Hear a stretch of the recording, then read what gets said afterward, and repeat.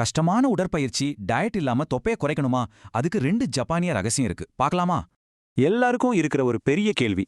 உண்மையிலேயே கஷ்டப்படாம தொப்பைய குறைக்க முடியுமா? முடியும். முதல்ல ஒண்ணு புரிஞ்சுக்கணும். நம்ம எதிரி கண்ணுக்கு தெரியாத ஒரு ஆபத்தான கொழுப்பு. இது வெறும் தோல் கொழுப்பு இல்ல. இது உங்க உள் உறுப்புகளை சுத்தி இருக்கும் விசரல் கொழுப்பு. ரொம்ப ஆபத்தானது. நாள் முழுக்க உட்கார்ந்தே இருந்தா நம்ம உடம்போட ஃபேட் பர்னிங் என்ஜின் அப்படியே ஸ்லீப் மோடுக்கு போயிடும். சுறுசுறுப்பா இருந்தா சர்க்கரை சக்தியா மாறும். ஆனா ஒரே இடத்துல இருந்தா அது நேரா கொழுப்பா மாறிடும். அப்போ உங்க உடம்போட எனர்ஜி என்ஜின் இப்போ ஸ்லீப் மோட்ல இருக்கா? கொஞ்சம் யோசிச்சு பாருங்க. சரி, அந்த இன்ஜினை தட்டி எழுப்ப முதல் ரகசியம் இதுதான். சாப்பிட்டதும் ஒரு சின்ன மேஜிக். சாப்பிட்டு முடிச்சதும் ஒரு 10ல இருந்து 15 நிமிஷம் மெதுவா நடங்க. அவ்வளவுதாங்க. வேகமா ஓடவோ வேர்க்கவோ தேவையில்ல. சும்மா பேசிக்கிட்டே நடக்கிற மாதிரி நடந்தா போதும்.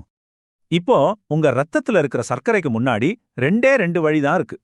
ஒன்னு, சோஃபால படுத்து தொப்பையா மாறலாம். இல்லனா நடந்து போய் உடம்புக்கு சக்தியா மாறலாம்.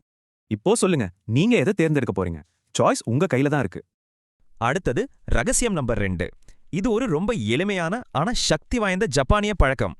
இதுக்கு பேரு ஹரா ஹாச்சிப்பு. அதாவது வயிறு முட்டை சாப்பிடாம 80% நிறைஞ்சதும் நிறுத்திடணும். உங்க வயிற்ற ஒரு ஃபியூவல் கேஜ் மாதிரி நினைச்சுக்கோங்க. 80% போதும், மீதி 20% காலியா இருக்கட்டும். வண்டிக்கு டேங்க் ஃபுல்லா பெட்ரோல் அடிச்சா வடியும் இல்லையா? உடம்புக்கும் 80% தான் பெர்ஃபெக்ட். இப்போ இந்த 2 ரகசியத்தையும் ஒன்னா சேர்த்தா அதுதான் தொப்பைக்கு எதிரான உங்க சிறந்த ஆயுதம். சாப்பிட்டதும் நடங்க. 80% மட்டும் சாப்பிடுங்க. இந்த 2யும் செஞ்சாலே தொப்பை சீக்கிரம் கரையும். பெரிய பெரிய டயட்லாம் கூட தேவையில்ல. இந்த 2 சின்ன பழக்கத்தை விடாம செஞ்சாலே போதும். அப்போ என்ன, உங்க அடுத்த வேளை சாப்பாட்டுலேருந்தே இந்த மாற்றத்தை ஆரம்பிக்க நீங்க ரெடியா?